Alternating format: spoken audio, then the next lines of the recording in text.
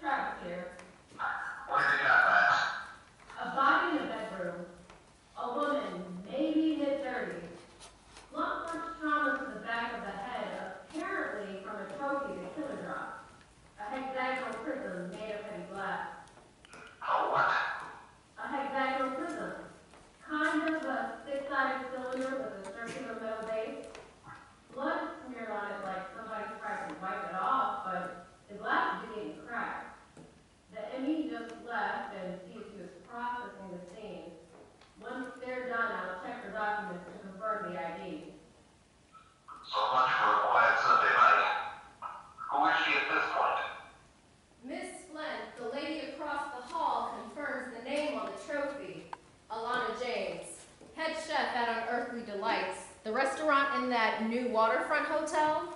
The base of the trophy says it's an Anders Bowman Cooking Award. Who's Anders Bowman? I have no freaking idea, LT. Any signs of forced entry, robbery, or sexual assault? The door was wide open, which is why Miss Flint called 911. She was afraid to go in alone. The street level door is intact, no sign of ransacking, but the Vic was naked. Dr. Papori says maybe she had sex, but nothing suggests assault. Her negligee on the floor needs processing. Tell me about Miss Flint. In her 90s and frail. She's been very forthcoming and is quite upset, but I'll check her out, of course. Of course. Any other people on your radar? I hope a suspect? Apparently, the woman worked most nights till 9 or 10. Miss Flint saw a couple visitors late in the morning or early in the afternoon, mainly a man and a woman separately. She gave you a name for either one? No, but there's a man here sitting at the table. Just sitting?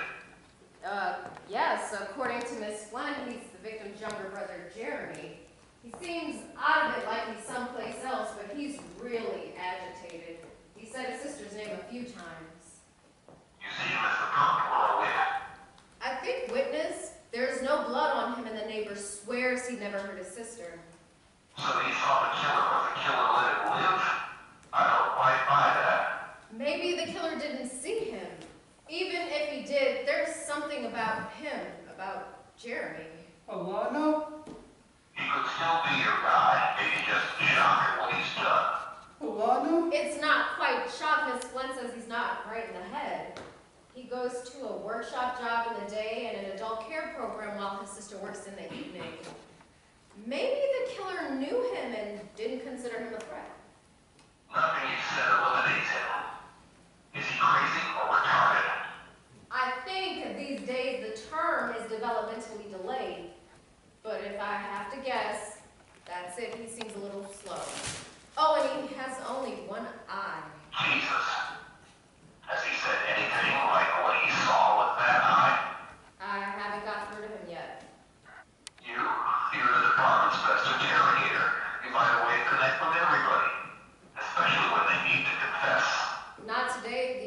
I've heard him say is his sister's name. Alana? Alana? He sounds worked up. If you can't get anything there, you'll have to bring it in.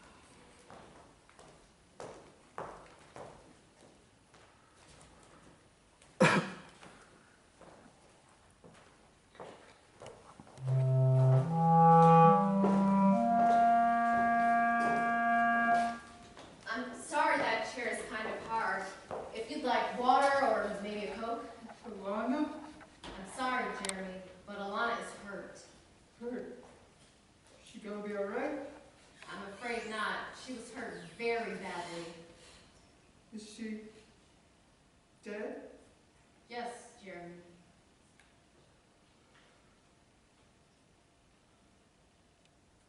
Mom is dead. Dad is dead. Nana is dead. Alana is dead. I was hoping you could tell me something about it. Do you know what happened? No, Did you or your sister have a visitor tonight? I don't know. But you and Alana have had visitors come before, right? Yes, Who are some of your visitors? you mean friends? Let's start with friends. What friends have visited you and your sister? Tony is my friend. He comes to visit sometimes. And Mr. Jessup from downstairs, he brings our packages up when he comes to see us. And Miss Flint, she brings us cookies. Tell me about Tony. What's his last name? I don't know, but Tony's nice. He talks to me and plays games with me. And so does Shelley. Shelley?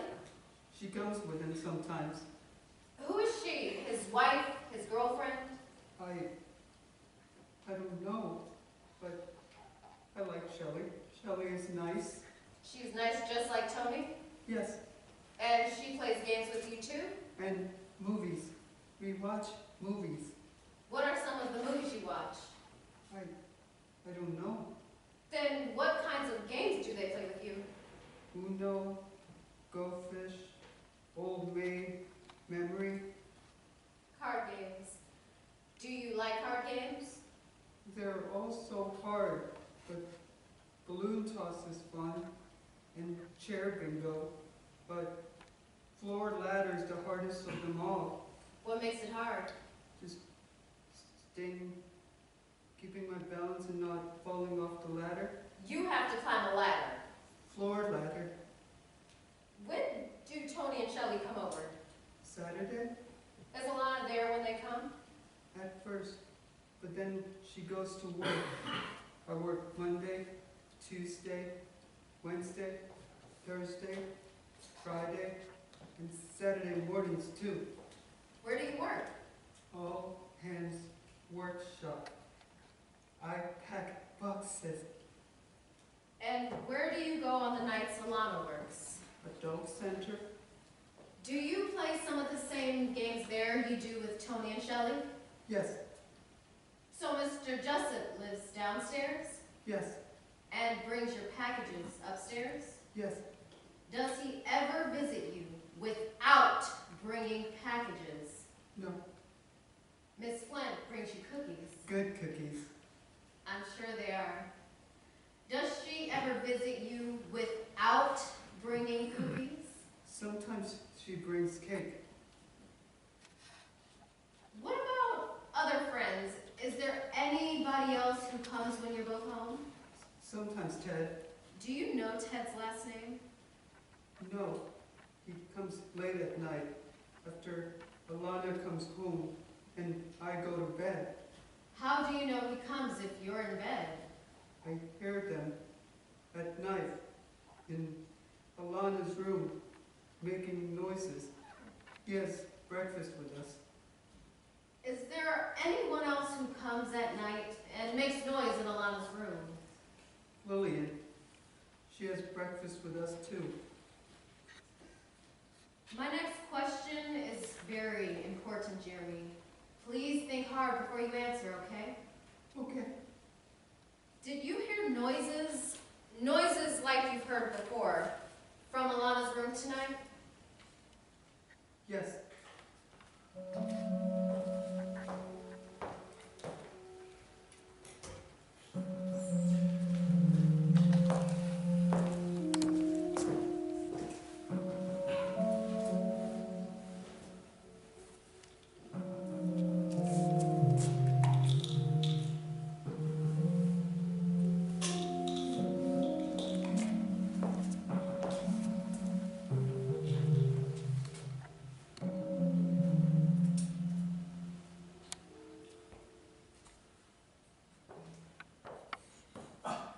Come in. Dr. Dorico. You must be Detective Travis. Yes, thank you for squeezing me in on such short notice. Have a seat. Thank you.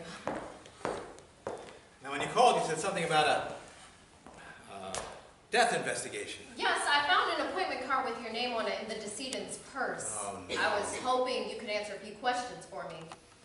Well, please don't tell me that one of my patients committed suicide. It's the last thing a psychiatrist ever wants to hear. I think it might be the sister of one of your patients. Her name hasn't been released yet because we're looking for next of kin. She died 2 nights ago Sunday. Alana James. Her brother has some kind of learning disability. And it was murder, not suicide. Well, that comes as quite a shock, Detective. Quite a shock. I'm sorry to break it to you like this, sir. She was so young. So far, we haven't been able to find any next of kin. Well, I mean, as far as I know, her brother was her only family. As far as other contacts. We're still trying to crack her phone to track down her friends. I've interviewed her co-workers, the couple who watched her brother while she worked on Saturday nights, and the staffers at the All Hands Workshop and Adult Recreational Therapy Center. Well then, how may I help you, Detective? Remembering that patient-client privilege, it remains... You mean she was your patient? I thought it was her... You thought it was her brother. Why, yes. I've never met her brother. Talk about the word assume, making an ass out of you and me.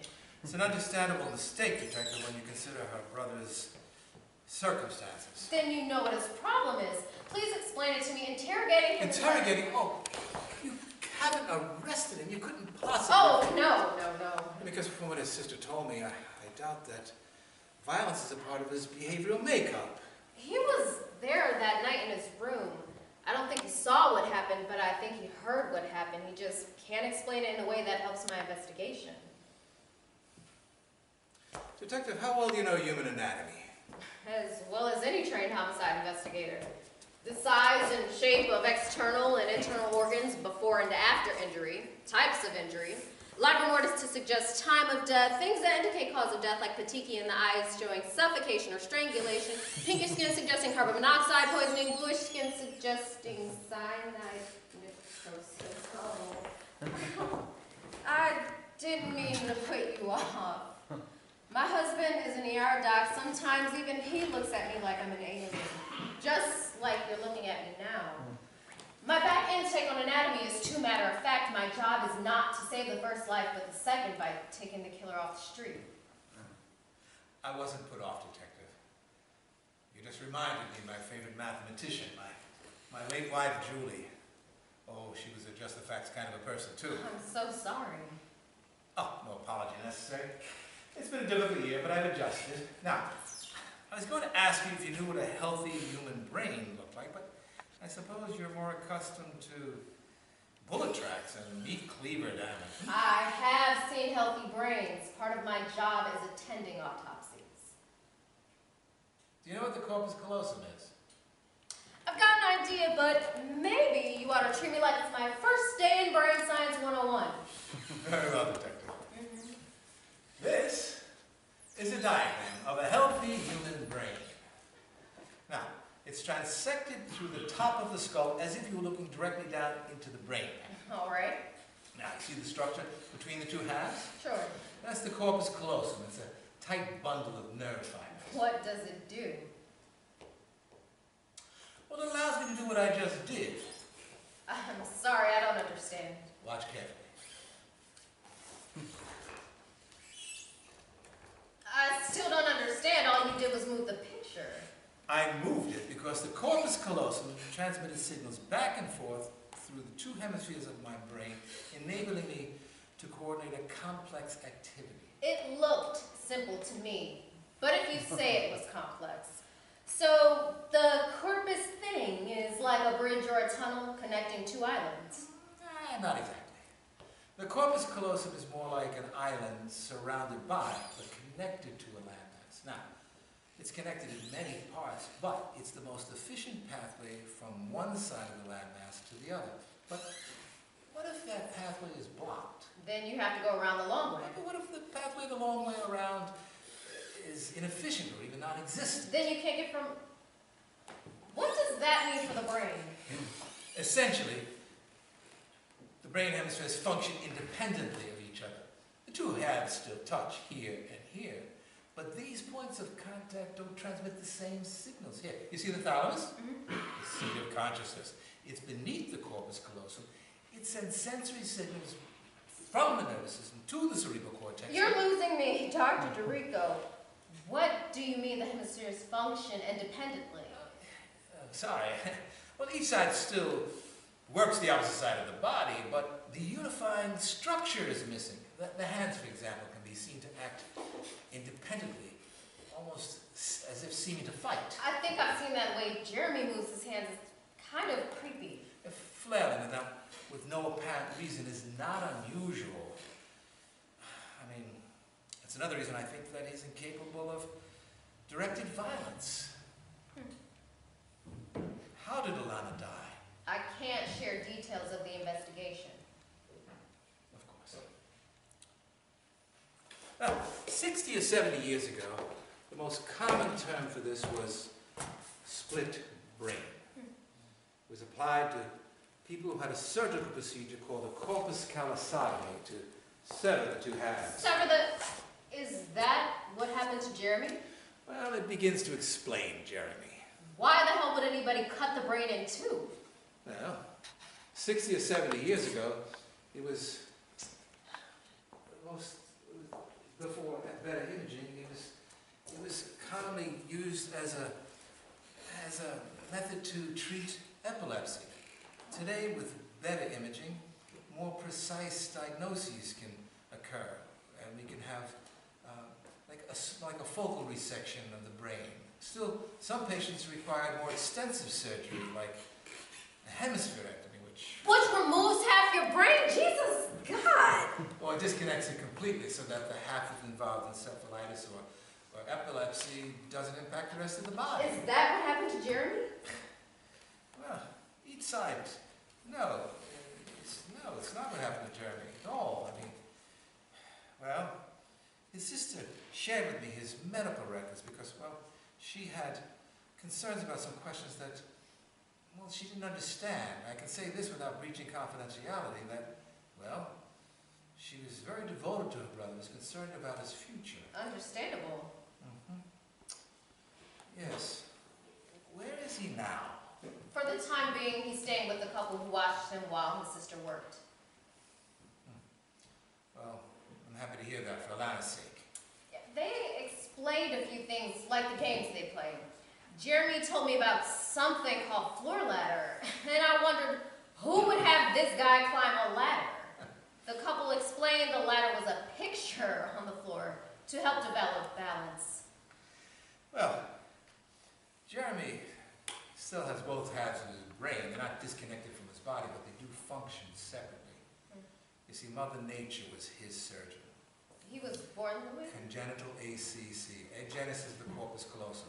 The island in the center of his brain never formed. So he was born the way he is? Yes. Besides the hands flailing, what else can we see with this kind of brain damage? Well,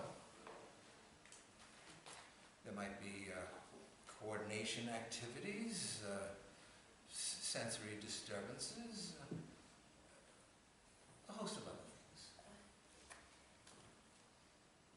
Dr. DeRico, Let me say this. Each side takes in sensory information. Sight, sound, smell, touch, taste. But it takes us back to the thalamus. But how that information is processed is what differentiates one side from the other. Okay. Yeah, the left brain. It has superior language skills, while the right brain favors spatial, non-visual comprehension, like recognizing shapes and depth. Language is processed on the left, non-verbal sounds on the right. Because they're linked, you can hear a snake rattle and warn your hiking companions. You can call that bright disk in the evening sky a full moon. And when the corpus thing is cut? Well, coordinated activities are difficult, like driving or bicycling, much like walking was difficult for your grandmother. The sensory signals can still be processed separately, but the information doesn't sync up. You can hear the snakes rattle, but not warn your friends.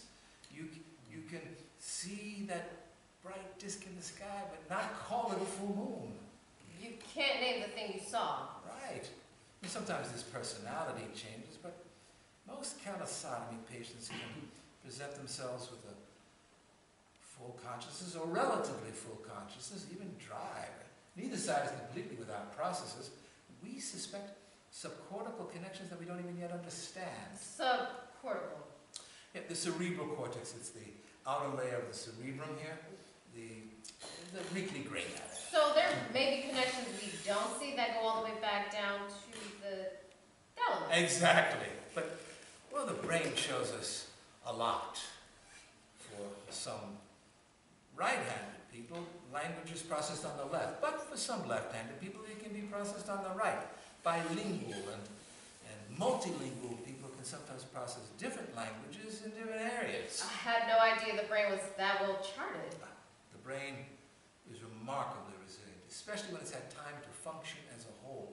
Those who've had a unified consciousness for a long time are likelier to adjust to the cut.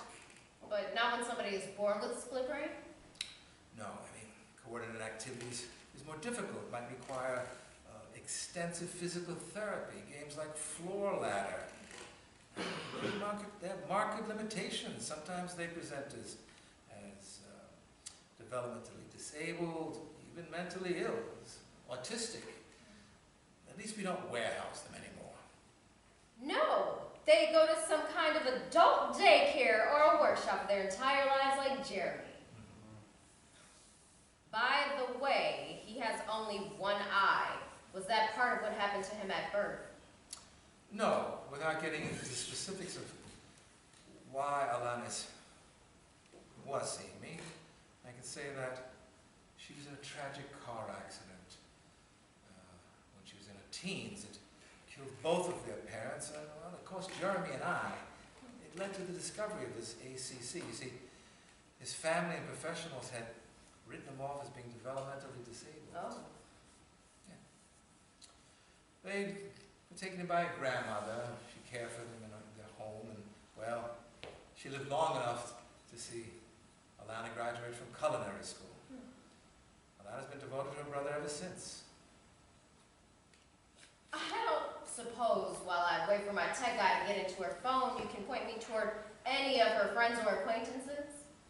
I'm sorry. Or tell me if she had a stalker or an ex-boyfriend who threatened her.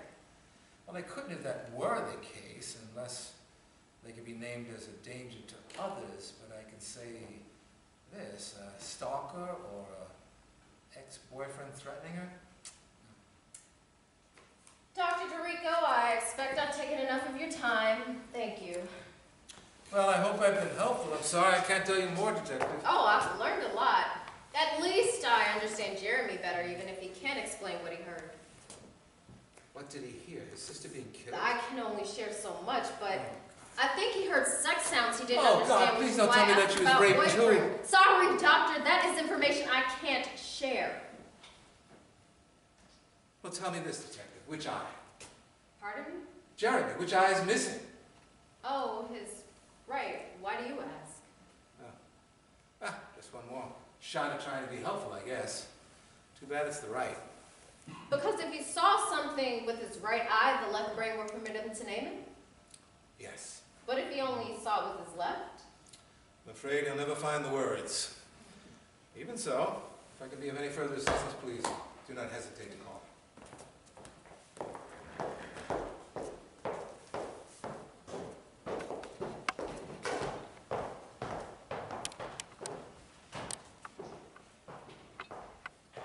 Morning,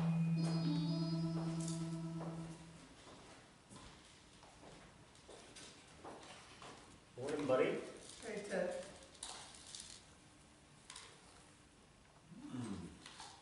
Some good cereal. Thank you for sharing it with me. It's good. Yeah, it is. Last time we had breakfast, you were telling me about a busy day you had at work. Is today going to be busy too? Busy, busy. Lots of boxes. So that's still your job then, putting stuff in boxes. Yeah, What kind of stuff you put in those boxes? stuff they tell me. And what do they tell you? Morning, little brother. My forehead could use some lip action. Jeremy, Ted's not bothering you, is he? I'm just asking about his job. Busy, busy. Lots of boxes. I wanted to know what he puts in all those boxes. Stuffed bears, harmonicas, kazoos, squirt guns, cheap paintbrushes. Whatever a dollar store stuff from China, his boss has put in front of his good eye. All for less than $1 an hour. Honey, you have to go. You gotta brush your teeth and go. You don't want to miss the bus. I go. I can take him. Bye, buddy. Have a good day.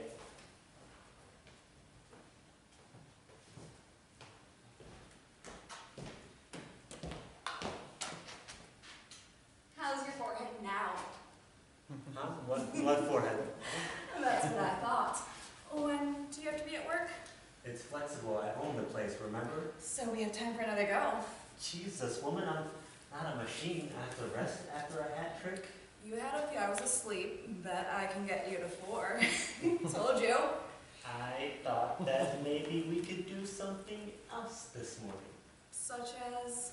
Something lovers do outside of bed, like a walk around the park, which would be a lot harder after you put me in a wheelchair.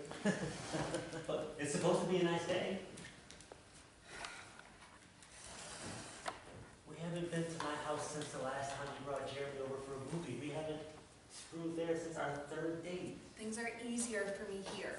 But we could go there today after the park. I can make you lunch. Ted. We could talk about going away for the weekend. Ted, please. Alana, I've never known anybody else like you. There's nothing special about me. I beg to differ. I'm crazy about you. So crazy I'm afraid you'll run or push me down the stairs if I tell you how I really feel. You remember what we talked about at the beginning? Yeah, your job and how demanding it is, so you can't have an outside life that's too deep. And? And Jeremy, you said you would make sure he was taken care of. No. I said that he's my only commitment. That I can't be in a committed relationship because he comes first. And my job comes second.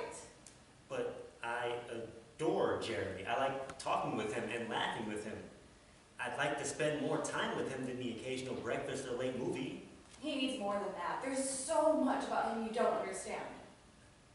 Brain damage, I get that, but he's doing great. He's got a sheltered job, he likes games, TV.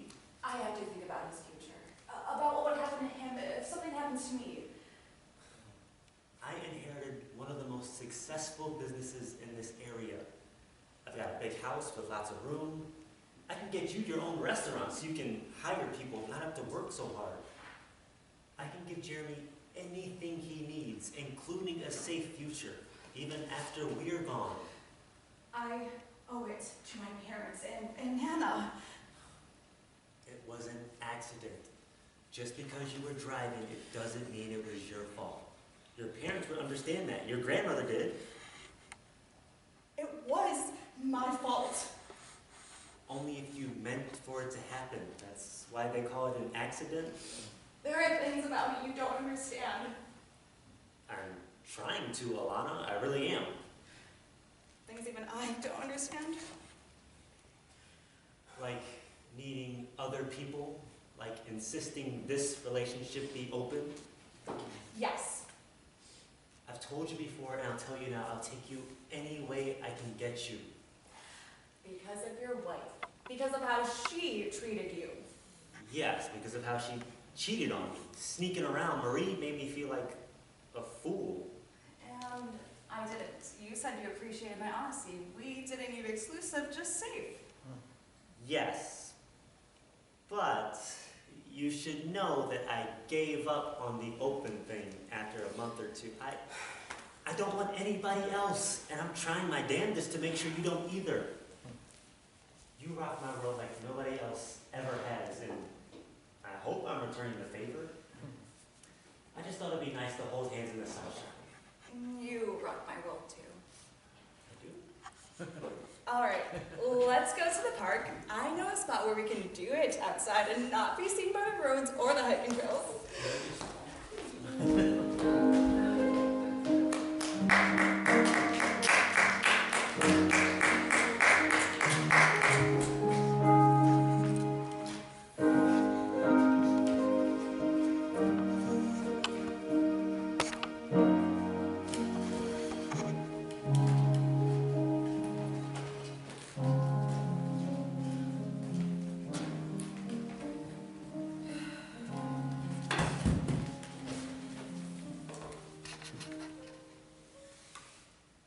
Gotta go.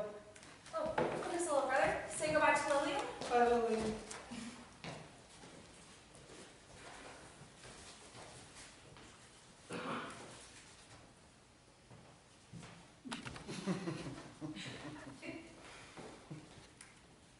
Hey, baby. Hey. You okay? Sure.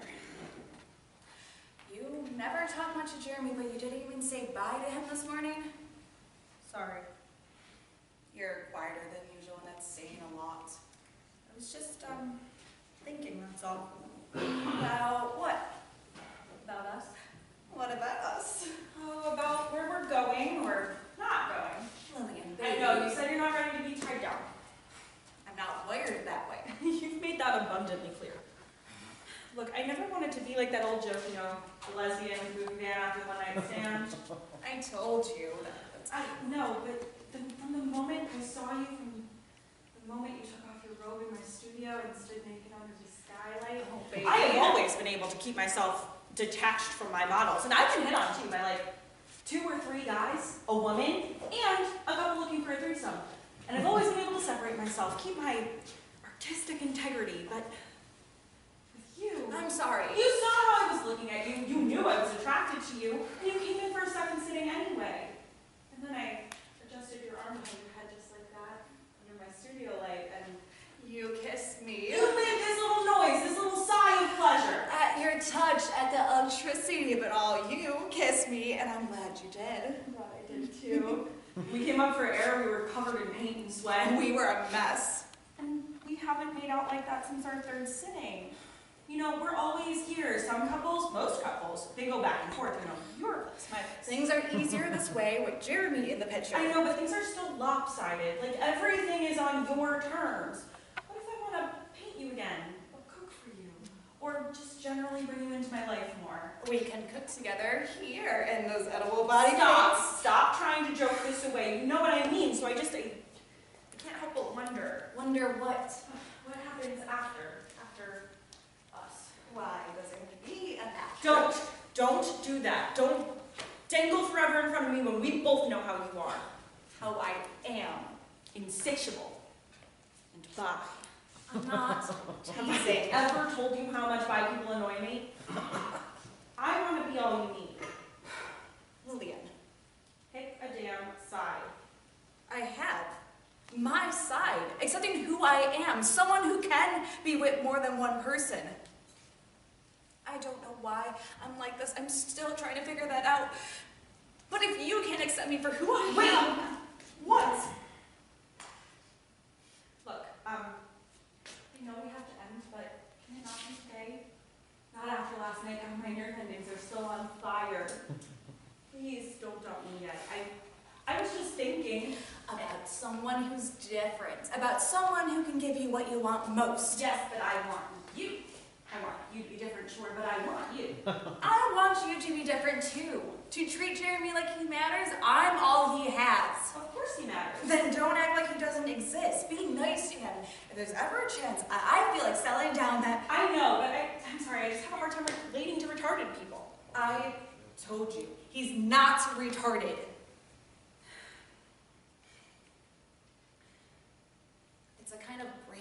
damage. Fine, brain damage.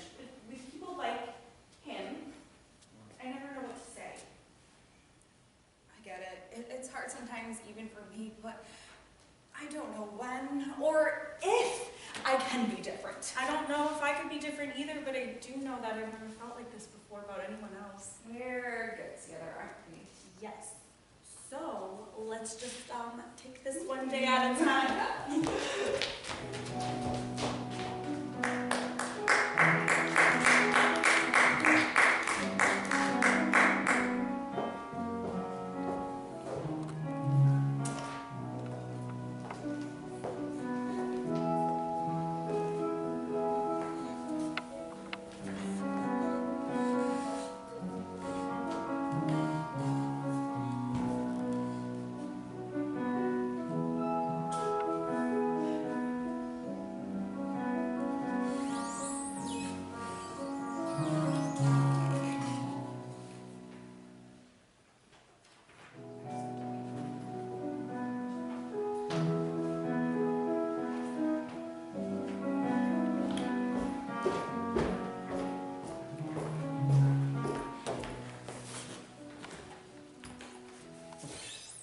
Dr. Druico, what's wrong with me? Well, you can start with your choice of words. What do you mean? Well, wrong implies judgment. Rather than asking what's wrong with you, you might ask what's right with you. Oh, I get it. This is another one of your word game thingies you make me think. Okay, what if I said, what's the matter with me? Matter is an issue, problem, concern. Well, let's go with concern. What are you concerned about? Me? Why I can't seem to get my love life under control. Are you feeling pressure from Ted and Lillian to become exclusive? Yes, from both. Has either one of them given you an ultimatum? Choose me or I'm gone? Not yet, but they're close. I can feel it. Both of them. All right. All right? That's all you got to say? What do you think I'm supposed to say? Things are not all right. Are they all wrong? There you go again. They're, complicated and confusing. Well, it sounds like you're trying to tell me how complicated it is, maybe even how you feel. So maybe if you just start talking. Okay. Okay. Jeez, I can never get a straight answer out of you. Well, because you're never asking me a straight question. You want me to tell you why you continue to have multiple sexual relationships, something that you call wrong or not of concern. I'm a sex addict, Doc. That's a label that has no value here.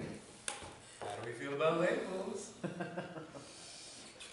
Label jars, not people. Now, we've talked about the importance of safe sex practices for your lifestyle, and we've talked about how persons with your medical history could sometimes opt out of monogamy with something that almost seems like a vengeance.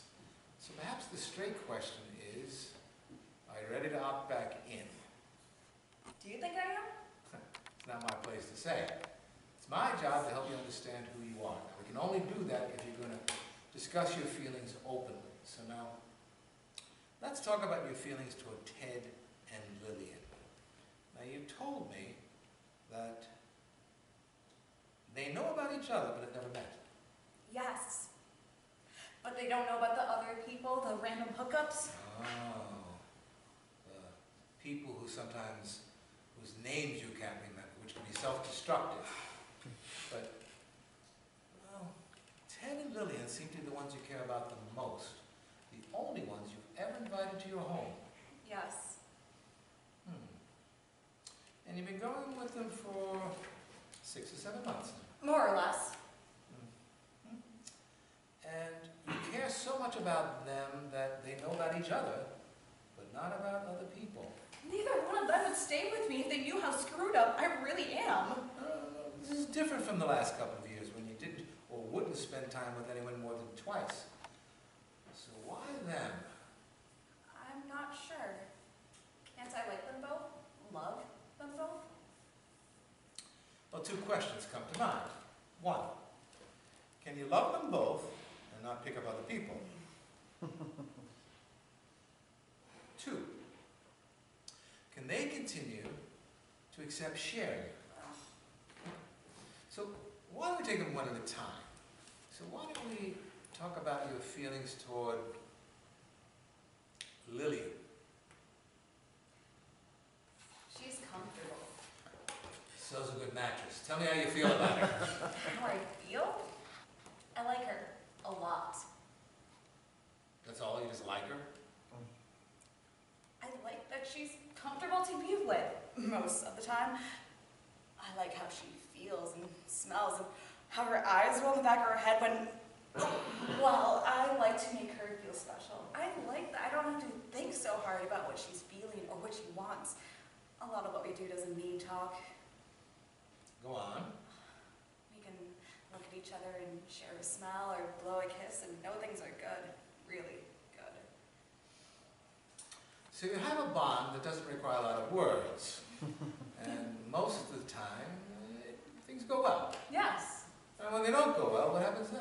Sometimes I feel frustrated, like when she won't talk to Jeremy. Well, Jeremy's an important part of your life. Yes.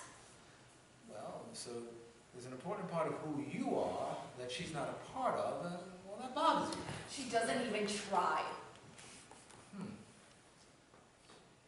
Well then, well, you told me some things about her background, some of the things her father did to her. Could that be part of it, because Jeremy's a man? Jeremy would never do to her what her father did, and she knows that. Anyway, she's got other guy friends, other co-workers, neighbors.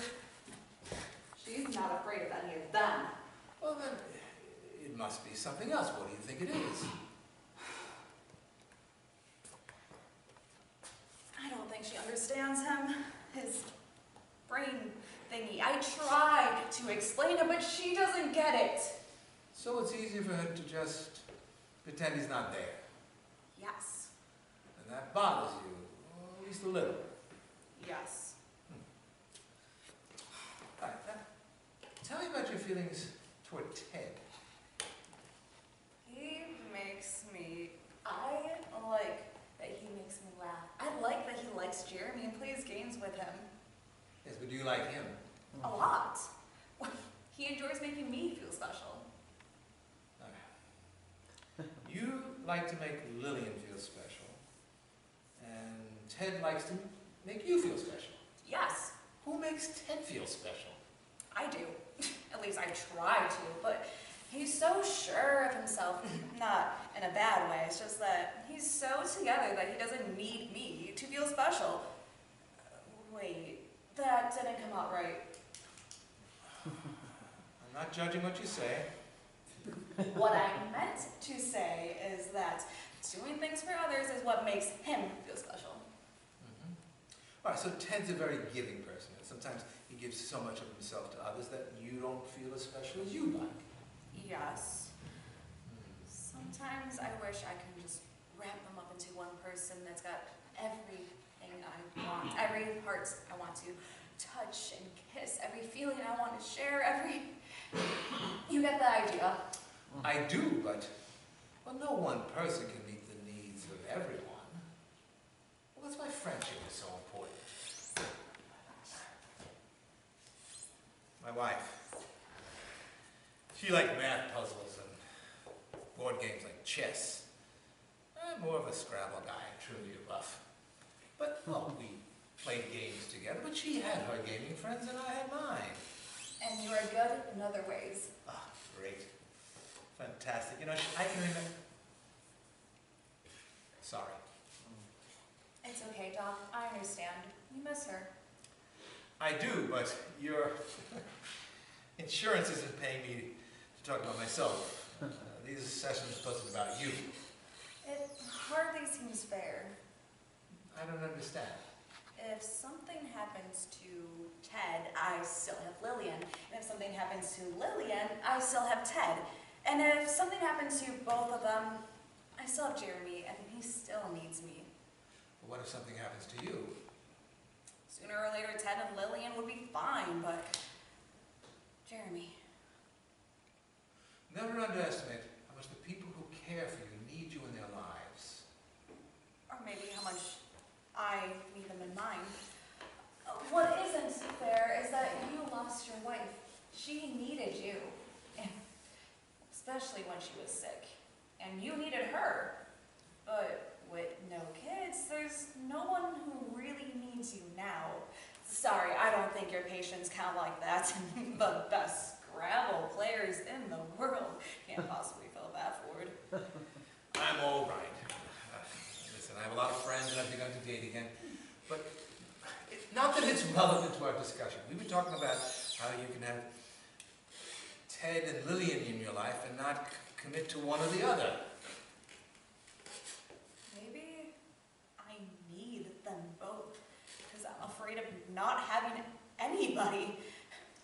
Maybe I'm afraid of being empty and alone in ways that Jeremy can't help. Maybe I just need them to take care of me however they can. Alana, I think you've made what we call a breakthrough. I wish I could be of more help with that, but I'm so grateful you came to see me. A woman like you doesn't have many things in mind. I'm glad too that Jeremy has a place to stay. I've been so worried about him. I'm sorry I can't get to where he's staying, but when you give him these cookies, please tell him I'm thinking about him. Jeremy, do you know how many times we've talked? Busy, busy. Yes, you have such an important job, it keeps you busy. But we've had very good talks too, Jeremy, 6 of them. I've learned so much from you, I've had to go learn more, to do research. Are you happy right now with Tony and Shelley? I like Tony. I like Shelley. Do you like how Tony and Shelley sound? Yes, Good. You hear them with both ears. What about Miss Flynn? Do you like her voice too? yes, she makes good cookies. Yes, she does.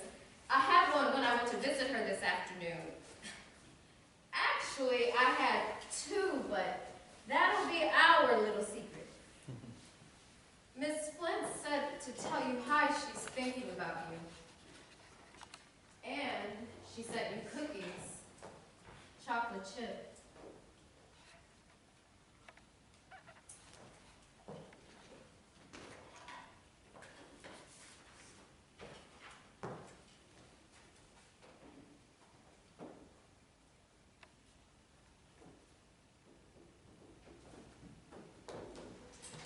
Thank you for the beautiful drawing. I've always wanted a picture of chocolate chip cookies.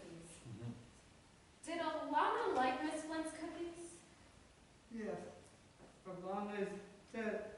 Mom is dead. Dad is dead. Nana is dead. I know and I'm sorry. Jeremy, can you tell me who that is? Jeremy, can you show me who that is?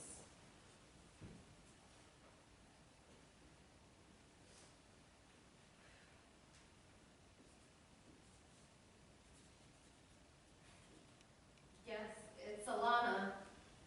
Now, can you show me what happened the night Alana died?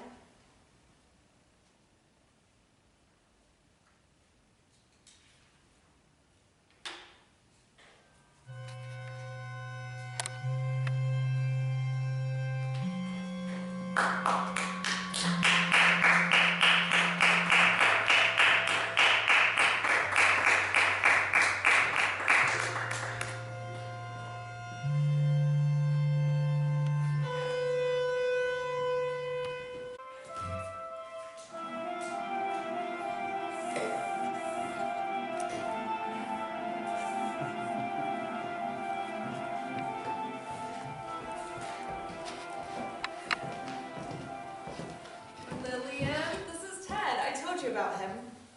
Lillian, it's nice to meet you. I've heard a lot about you.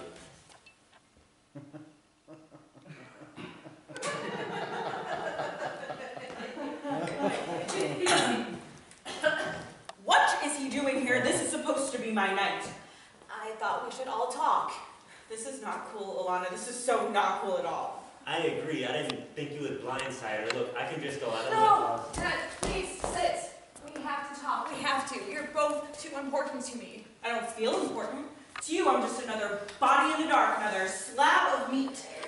This was supposed to be my night. I deserve to be more than just a booty call. You aren't, baby. So much more. And so is he. So just give me a few minutes, please. Lillian, you seem like a nice person, and now that I've met you and seen you, I understand. You don't know me. You don't understand me. I'm this close to walking out myself, but I'm willing to hear her out, and I think you should too. Even knowing about you, I thought she was the best thing that ever happened to me. I did too. But now I'm real to you, and you're real to me, so we owe it to ourselves to let her explain. Then afterwards, we can put it all on the table, all of our hurt, disappointment, uncertainty. All the anger. Yes. Then afterwards, if you want to bail, I might be right behind you, maybe even ahead of you. First, I just wanted to have fun. I never lied about that. It's been me and Jeremy for so long. Oh, don't play the retarded brother card with me. Oh, I'm sorry. The brain damage brother card. This isn't about Jeremy. I just needed to have fun. I thought you did too, hanging out. You didn't expect either one of us to get feelings for you? Real feelings. I didn't expect to have feelings for you. Both of you. Myself either. Real feelings. Are you trying to say you're in love with both of us? Love? Or close to it? I'm almost there. That's not how this works. You can't be in love with two people at the same time. Why not? Because when you want someone to be your everything, you want to be their everything. You have to pick one. My shrink says that no one person can meet all your needs. The truth is, I haven't been able to choose one over the other because I need you both. There are times I really need you, Ted. Need the way you make me feel. And there are times I really need you, Lillian, for things that are different but just as important. I told myself no bi, pan, ami, demi, fluid, and it wasn't that voice in my head. No, I did not. I'm trying to find a way to make this work. What the hell have we been doing all this time but trying to make it work? My night, her night, God knows who else's night. It's been working so well it's driving us all up a wall. You're a greedy bitch. No, baby, no. I hoped that we could work out something to make us all happy. An arrangement. Like Such what? as? Ted, you're a business guy with a huge house and no mortgage. You said there's plenty of room for me and Jeremy. So? Lillian, you're an artist scraping to pay for an apartment and a studio. Yeah, and I should be there right now working on something I could sell. What if we pooled everything? What? Ted's got this wonderful attic with skylights. It would make for a great studio. Hold up. Are you suggesting that I move Lillian into my house along with you and Jeremy? Wow, Alana, you really are a greedy bitch. You want us to both upend our lives so you can bounce back and forth between how you get laid? You want me to support all three of you? My old man was reaching out. No, we would form a household together, a living arrangement together. You want us to be a throuple. What's a throuple? Alana, you are inviting this poor bastard to a party he doesn't even understand. If it's a threesome, that's supposed to be every guy's fantasy, but it's not mine. Yeah, right. What I do understand about three-ways is that there's always someone left saying, what about me? Slow your roll, pal. I'm not interested in your water cannon, no matter how fabulous you might think it is. Trust me, you don't stand up for flannel shirts. Oh, you All I'm trying to do is keep two people I care about, two people I'm sure I love in my life. Is that so bad? We can go on the way we have been, but I thought... What, you thought we'd be revolutionaries? For an embarrassment that cost me my business once word reached money circles, most of my customers are well off. Churchgoers who drive their superiority complex against sinners, right? Yes? It! Both of you! Look, all smile at me when I walked in the room, who would hold me when I needed to be held, or who would ask to be held when they needed it. Someone who would never break my heart, but all you care about is doing it until we can't stand up, and that is not normal. I wanted children from genuine passion. All that screaming and thrashing made me feel like there was nobody else in the universe. But that was all an act, wasn't it? That, or you're just out of your mind. It was exciting at first, but I think I'm ready to move past it. Me too. Whoever your shrink is, go get a refund. Sometimes I wish I never met you. Lilia. I didn't think I could feel any sadder for Jeremy, but I was wrong. He deserves so much better than you. Tell Jeremy I said goodbye. If you can stop thinking about yourself for 30 seconds. Ted, please. Please what? I'm sorry. Yes, you are. I never lied to either of you. But somehow this hurts just as bad. You know what? Jeremy, Lillian, and I would all be better off if it had been you who punched the clock in that accident.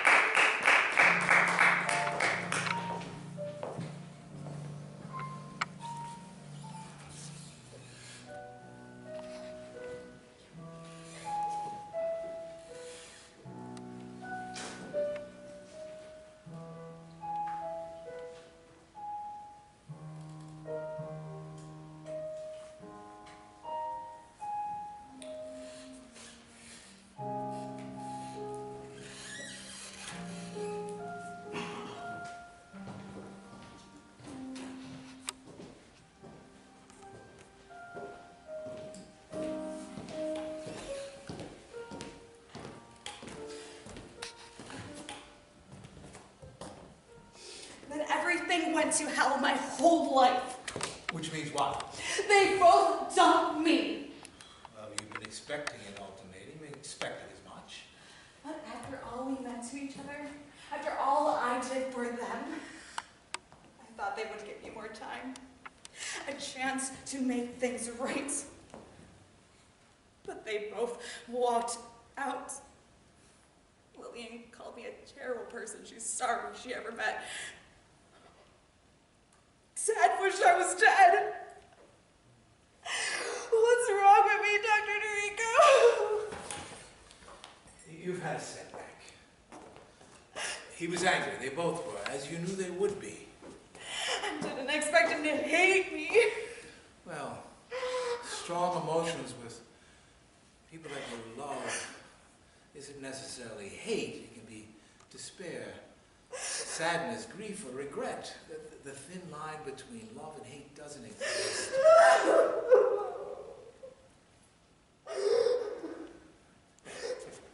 Take a moment before you tell me anything more. All right. Now, how long has this been going on?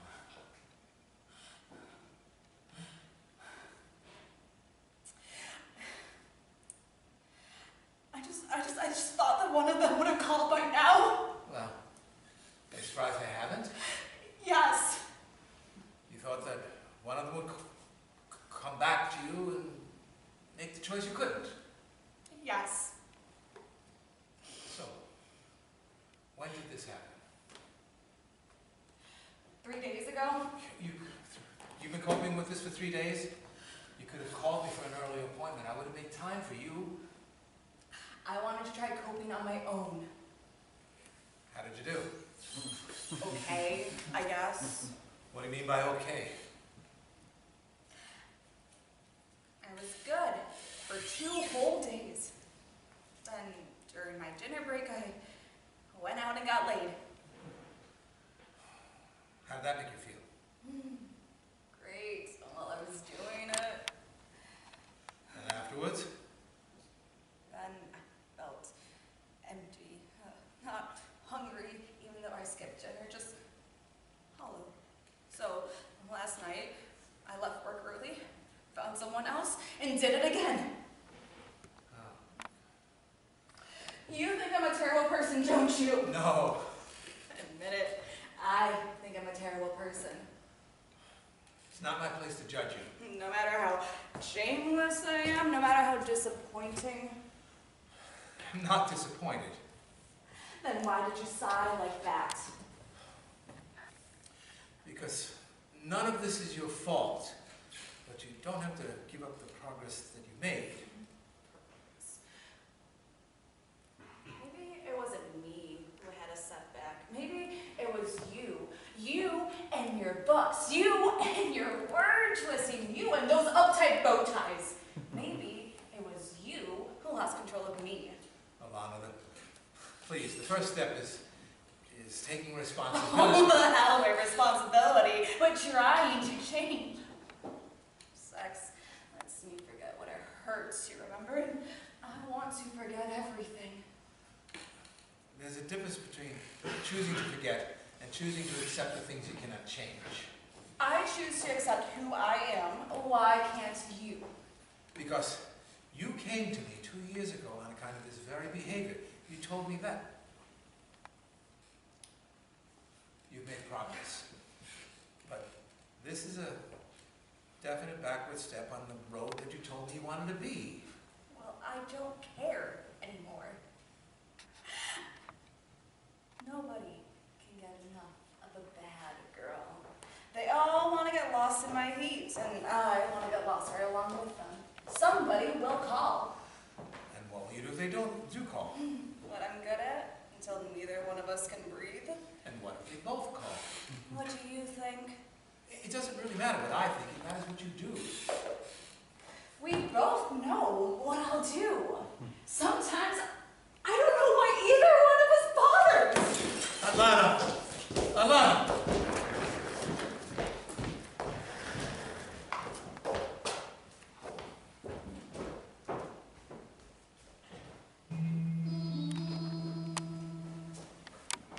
I want to thank you for coming in, Miss Quinn. May I call you Lillian? Sure, Detective. May I ask you a question? Of course. This room looks kind of like the ones I see on TV. Am I in some sort of trouble? Sometimes I prefer to talk in here. Some questions are too personal for the squadron. So there's no one watching me on the other side of that mirror there. Not now. You're not under arrest. Just trying to get information about Alana James. You were in her phone contacts. I remember seeing you at her funeral. We were friends, but I don't know anything about how she died except what I saw on TV. I'm talking to lots of her friends. You're the fourth one today. Oh. So I want you to feel comfortable. If at any time you feel my questions cross the line, you can stop me by asking for a lawyer. Okay. First, a little background. You have an MFA from UB. You've taught art at Marigold Charter School for 6 years. Yeah, part-time keeps me from being a starving artist. What kind of artist are you? I'm a painter, oils, pastels, acrylics, mostly. My degree is in studio art, but I dabble in portraits, surrealism. You've had gallery showings. Yeah, a few smaller galleries. I'm impressed. Thanks. I'm curious, what made you want to be an artist? My mother was an artist, or she would have been if she had more than a spare bedroom and an easel and a color pencil. I don't understand. Ours was not a happy home, Detective. See, art was my mother's refuge from my father's fists. Came to be mine too, but not from his. You know what? This has nothing to do with him, and the less I say about him, the better I'll feel. All right. Then tell me about your friendship with Alana. How long did you know her? I don't. Maybe Your whole life? A few years? Less? less than a year. How did you meet? I got a grant to do a series of paintings, and she was a model.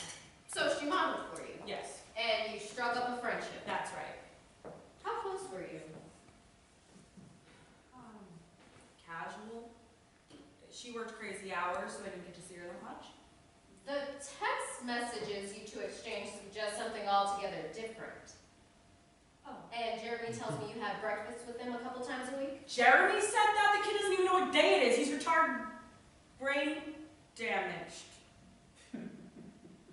You know what? Maybe I should get my lawyer. I haven't accused you of anything, Lily, and I'm not sitting here in judgment. I'm just trying to get background information. I need you to tell me the truth. Once a lawyer steps in, if Alana was important to you, you must want me to find her killer. Of course I do.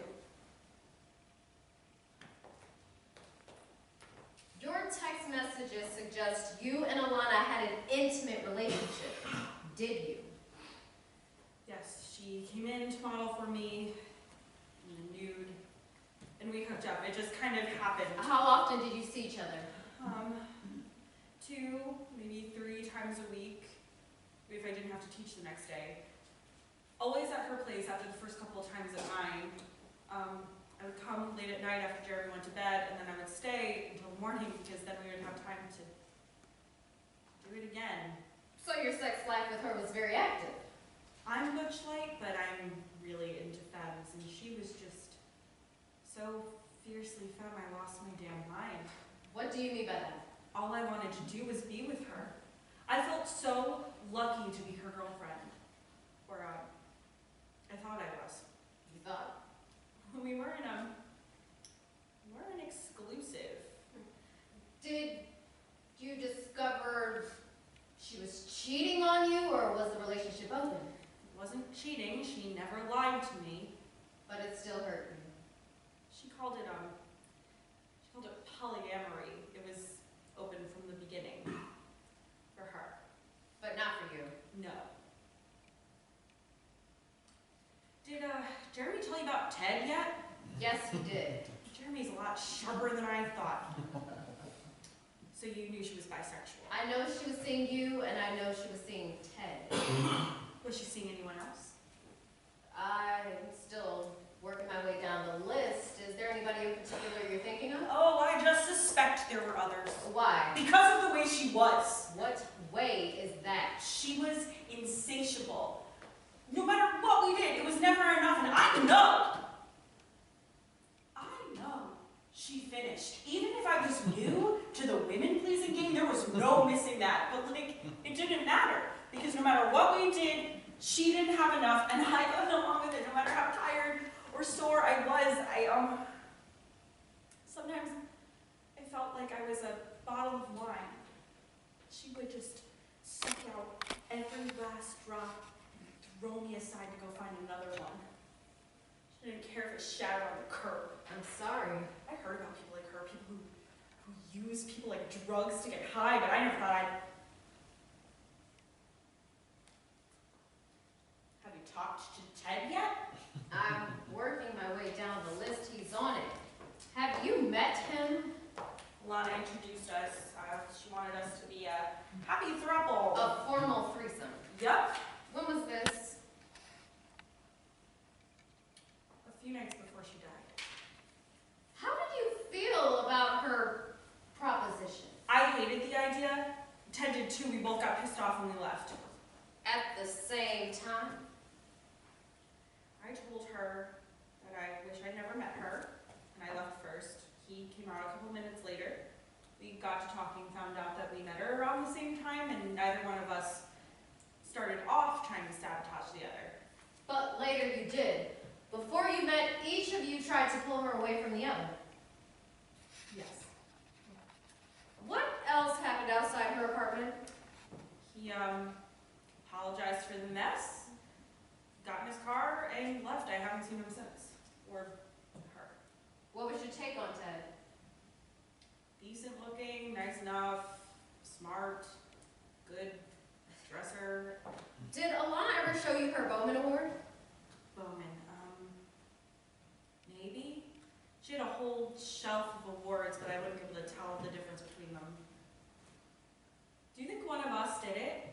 Or she picked up the wrong anybody at a bar? I don't have enough evidence yet to draw any conclusions.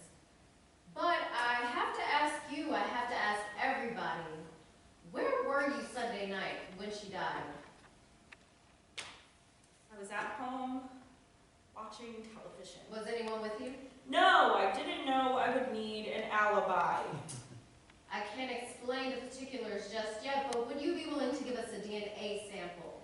Look, I didn't do it, but I suspect my DNA is all over that place. I drool when I sleep, so it's like all over the pillowcase and on that toothbrush in the medicine cabinet. And my fingerprints are everywhere: doorknobs, chair backs, tables, that headboard.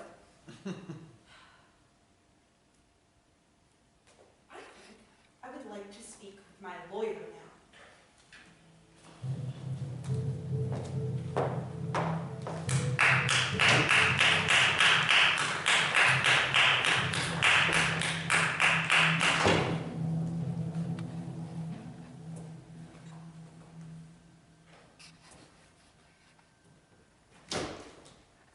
I'm sorry it took a bit, Mr. Harper. No problem. And thank you for agreeing to this interview. Anything I can do to help. Alana and I had problems as a couple, and I finally ended things, but she didn't deserve a guy like that. No one does. So, you own New World's Furnishings on Sheridan Drive. Yes, it's been in my family for 60 years.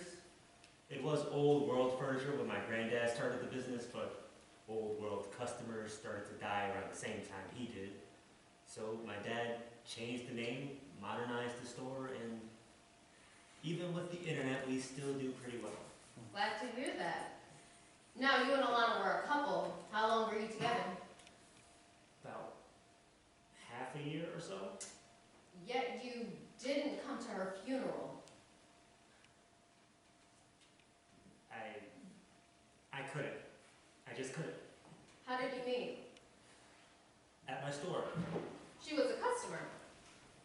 At first, she ordered a new bed for her brother, a custom order with guardrails that didn't look like guardrails. She said the old one was falling apart and she needed a new one fast, so my salespeople passed her up the line until she got to my office. I remember she stood in my doorway with tears in her eyes, telling me how her brain-damaged brother needed a special bed. She said he had coordination problems and he might hurt himself in a fall, so I expedited the order and had it to her within 2 weeks. How did you begin your relationship? She repaid me with a gift certificate for 2 unearthly delights. I've been divorced about a year, so I invited Larry, my VP for sales. Alana made us this special dinner, came to check on us a couple of times. Then after Larry left, we talked, hit it off, so I invited her to a movie in my home theater. Giant screen, ceiling projector connected to cable, internet, Blu-ray, surround sound, reclining seats, the popcorn machine in the corner. My husband would give a lung for that kind of setup.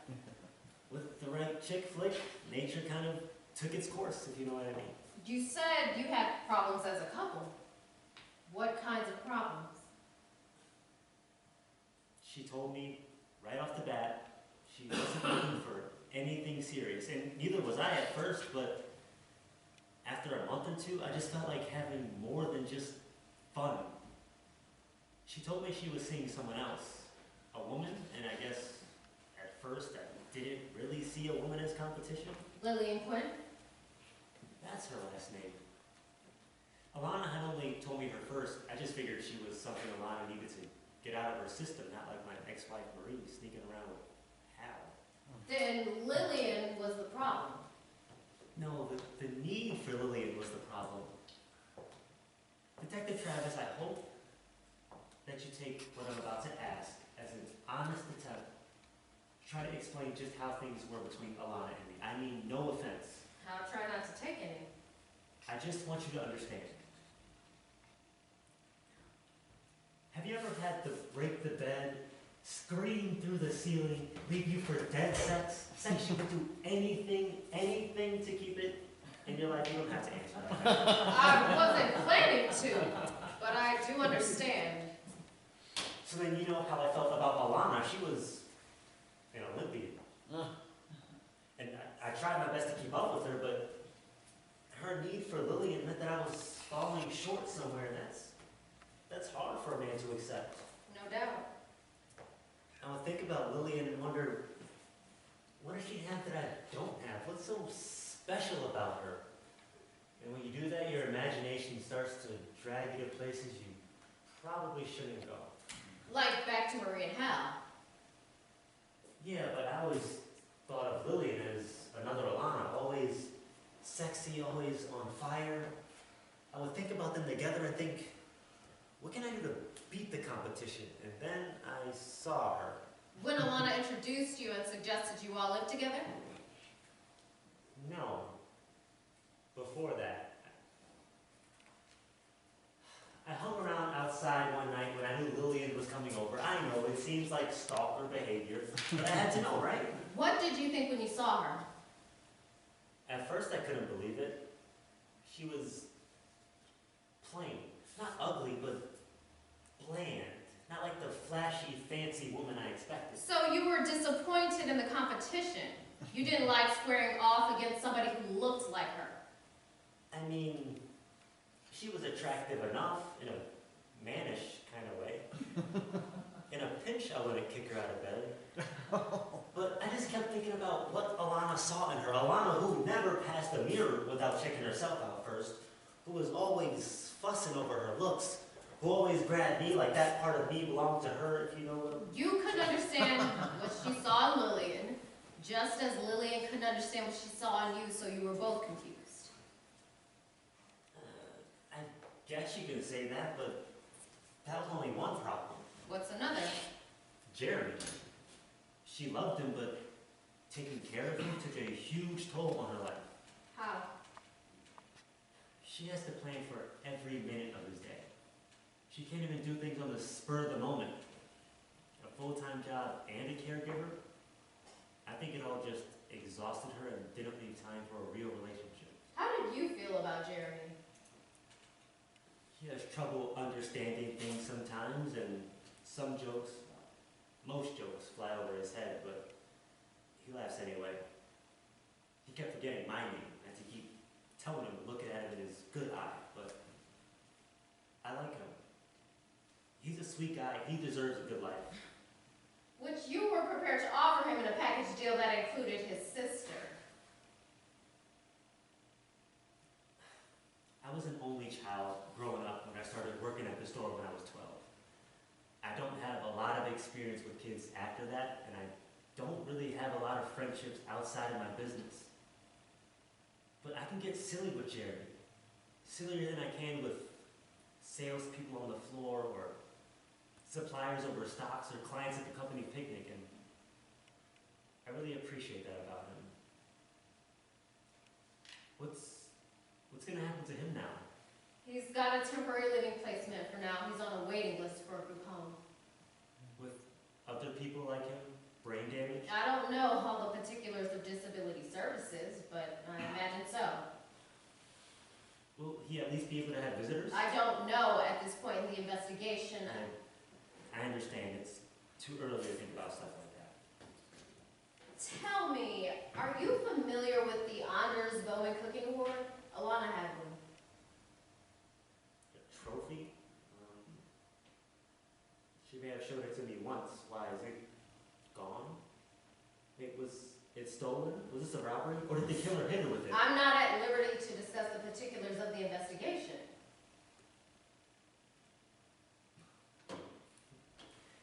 You think I did it, don't you? Why would you say that? Because it fits. Jealous boyfriend, stalking the victim. If he can't have her, no one can. Is that how it happened? No.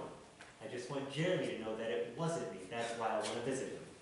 The thing is, Jeremy knows who the killer is. He does? Well, was it Lillian or somebody else? His particular brain damage makes it hard for him to express what he knows, but he knows. Then I guess we come to the part where I ask you for a voluntary DNA sample. You got it. And where I also ask your whereabouts Sunday night. I was at home in my home theater watching Sunday Night Football. And yes, I had company. Larry and a couple other guys from the store. All alibi witnesses depended upon you for their livelihood. You think they would all lie? They would all risk jail? What I think is that there are a few variables to consider.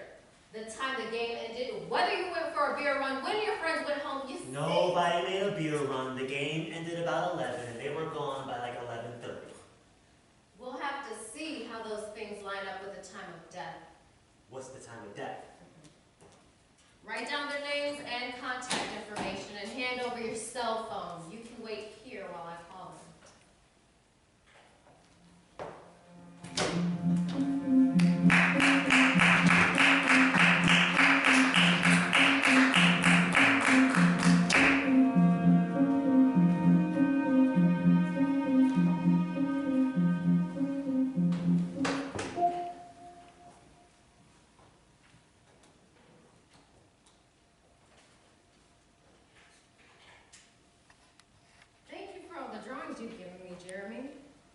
Alana's dead.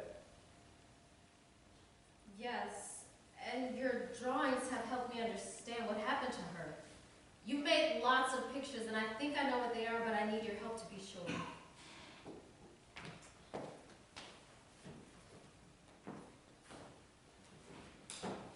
I'd like you to reach inside this bag and take out the thing you were drawing.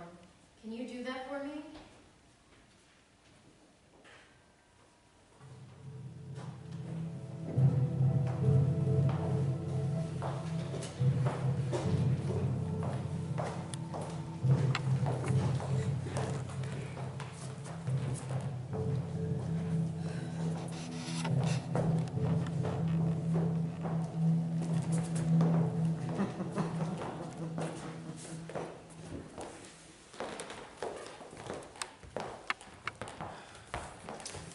Dr. Dorico, thank you for agreeing to see us like this. I know it's unusual.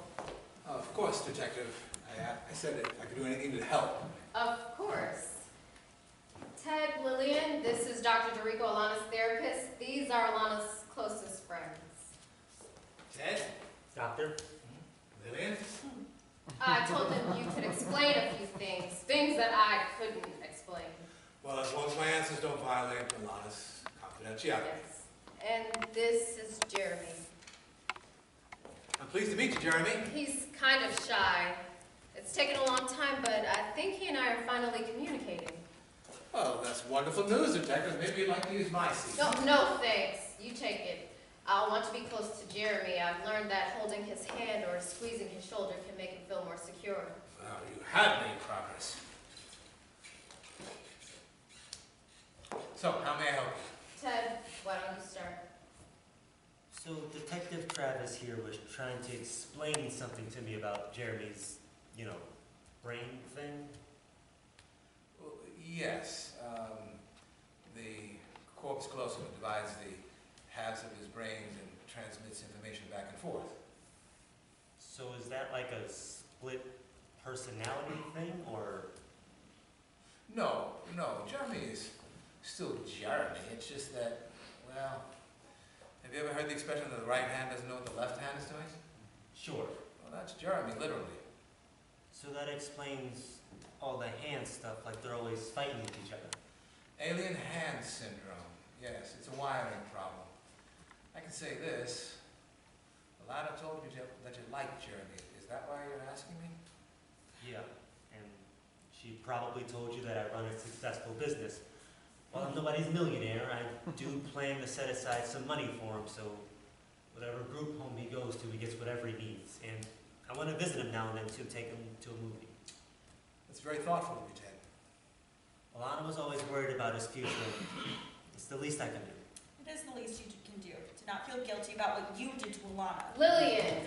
What, he has a viable alibi Sunday night football with his friends? That's not why we're here, Lillian. I told you that. Oh, bullshit. You think one of us hit her with that trophy and you want the doc over here to tell you which one of us it was? It wasn't me. I don't understand. But I don't sign anybody's paycheck, so I don't have anyone to vouch for me. I'm sorry, Dr. Dorico. We haven't closed the case yet, but I've interrogated Ted and Lillian pretty hard. Homicide 101. Always look at intimate partners first. Did you know half the women murdered in America are killed by their spouses or lovers? I've read that statistic. So I always have to eliminate the intimate partner first, since she was intimate with both Ted and Lillian. You haven't said that either one of us is no longer under suspicion. I'm not prepared to say that yet. But I've also learned that sometimes even the killers are victims of their own crimes of passion. They kill the object of their desire over some perceived slight or disagreement and grieve endlessly. Even they deserve relationship closure. Lillian, I believe you have a question for Dr. Dorico. I just want to know why she was the way she was. In what way do you mean? The sex, how she could never get enough of it. It's like no one can make her happy.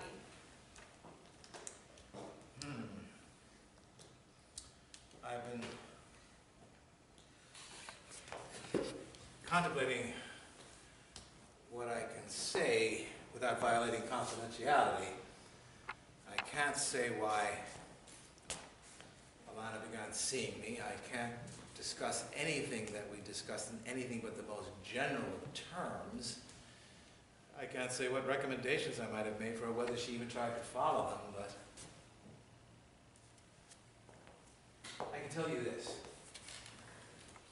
She did care for you, both, a great deal. And whatever your feelings for her, well, your feelings are no less valid than anyone else's. Maybe I can help, if you'll corroborate a few things in general terms. I'm not sure I understand you, Detective. We all know that when Alana was in her teens, there was a terrible car accident that killed her parents and cost Jeremy his right eye. Yes, I believe I explained that to you to give you Jeremy and Alana's overall family situation. What I didn't know was that Alana was driving. She didn't like to talk about it. She felt like the whole thing was her fault. I also didn't know until I did my own research. I like doing my own research. That Alana was in a coma for several weeks afterward.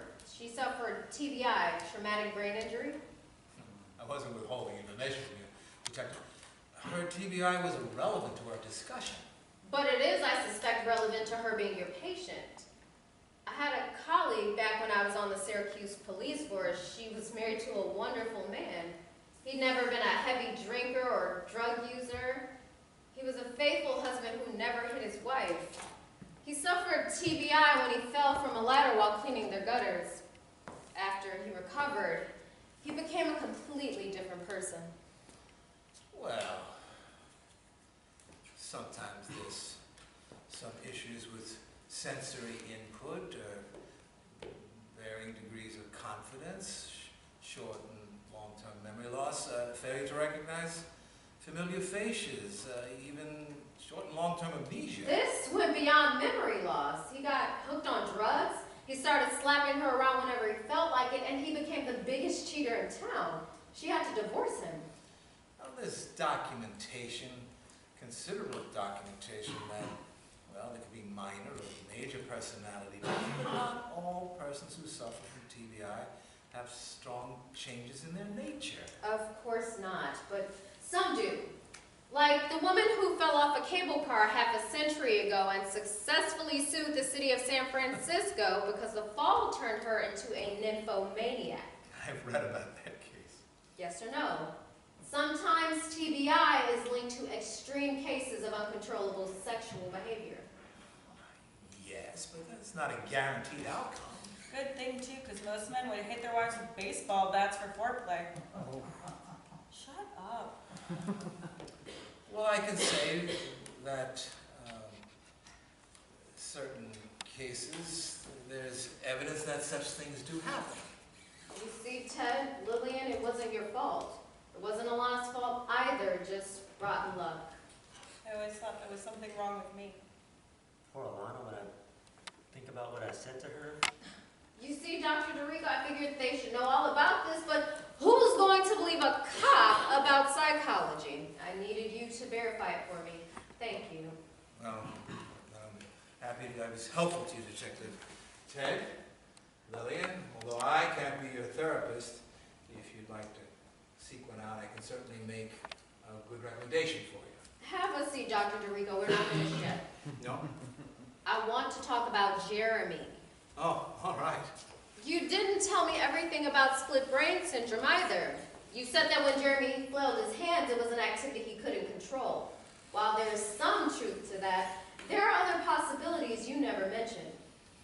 Well, I wanted to give you a thumbnail understanding, not a dissertation. Have I mentioned how much I love doing my own research? One of the things I learned is that when a split brain person can't find a word in his or her language center on the left side of the brain, sometimes the spatial visual mechanism on the right compels the left hand to draw the object. Once I figured that out, I put a marker in Jeremy's hand and kept talking about Alana. Look at what he drew for me. What the hell is that? Numbers and shapes? More or less, Ted. Figure eights, infinity symbols, triangles. I figured Jeremy had seen something that stuck in his memory, but he couldn't name it. So I took some possibilities and put them in a bag, and I kept talking to him about Alana, and I asked him to look inside and pull out what hurt her. Jeremy, what hurt Alana? You can't be suggesting. Oh, but I am. This may be the first time you've seen Jeremy, but it's not the first time he's seen you. Every professional photo of you I found from grad school to conferences has one thing in common. You in a bow tie. From patterns and colors to black, from small to a full 007. What else is in this bag? Oh. Oh.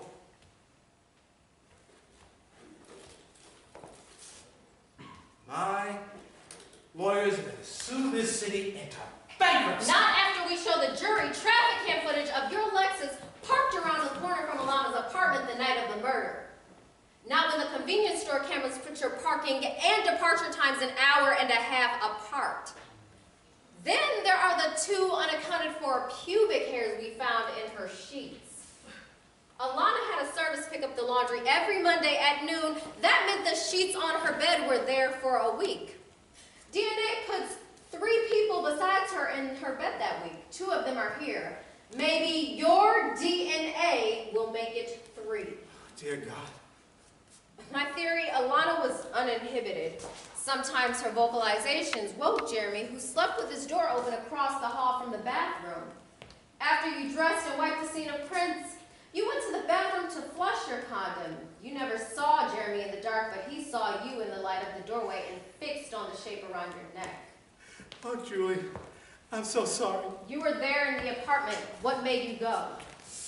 We had a bad session the day before. She stormed out. I tried calling her, leave her a message. A message you deleted along with the call history. What did your message say? To call me if she was having any trouble. I left my home number, my cell. She finally called me back Sunday night. She was crying. She was saying she didn't deserve to live. So after I talked her down, she invited me over to prove that I didn't need to call the police to go for a suicide pickup. What happened when you got there? She opened the door. She was wearing a negligee. She pulled me in. She kissed me harder than I'd been kissed in a long, long time. I hadn't felt a woman's touch in over a year. So you put on a jacket and bow tie. What happened, Dr. DeRico? In training, they warned us about countertransference, the tangling of the emotions of the therapist with those of the patient. They taught me all the warning signs, how to use those emotions for the benefit of the patient. I did not fall into the trap. She had been so kind to me when my wife died. She was so thoughtful. She sent me flowers. All those sessions listening to her adventures, all that time missing your wife, and here she was offering herself to you without knowing how lonely you had been. How much had built up inside you. Why should they kill her? I didn't mean to. I'm not as young as I used to be. She wanted to go for seconds, and I couldn't, so she made fun of me. She laughed at me, said I was useless. I just lost it. She always wanted more. Did not take to disappointment well. The irony is, Jeremy could have never drawn a usable version of your face, but you're a creature of habit. If you hadn't put around your neck a shape that would catch his eye... I wanted to look normal, not desperate. Suspicion always haunts the guilty mind. Shakespeare, detective. You surprised me. It doesn't matter. It was just getting harder to keep up. To see the mask in the mirror. I heard an expression in med school. The wildest sex comes with a price. Willis DeRico, please stand up. You're under arrest for the murder of Alana James. You have the right to remain silent. Anything you say can and will be used against you in a court of law. You have the right to an attorney. If you cannot afford a lawyer, one will be. I'm so sorry, Jeremy. I'm so ashamed.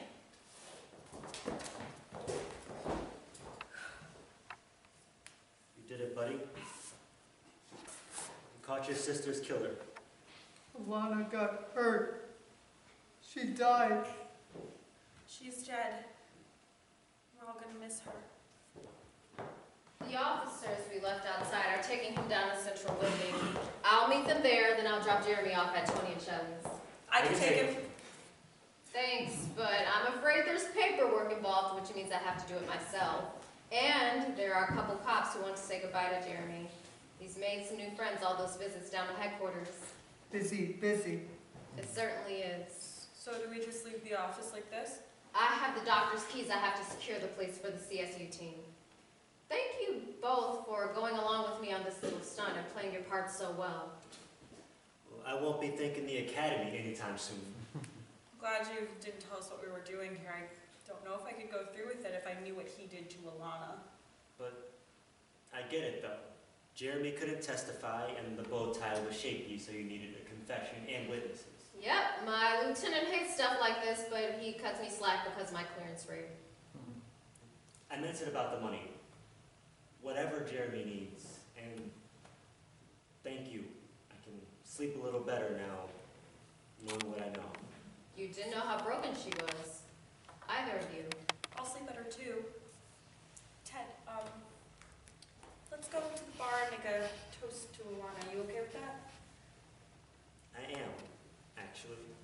And I want to talk to you about buying some of your art. My art? Alana always said it was outstanding, from the serious to the whimsical. Whimsical? Wow. A lot of people like to hang art in their homes. I can sell originals right out of my store if you're okay with that. A lot of places do prints, but not too many do originals. Not so much nude stuff, but good conversation pieces, know what I mean? I think I do. Then let's talk. It could be a regular gig. I'm not a clock guy, so your schedule could be your own. Who knows, some people could commission the nudes on private. Jeremy, after we say goodbye to your friends down at the police station, how would you like to stop by Miss Flint's apartment? She called me to say she made some more cookies for you. Good cookies.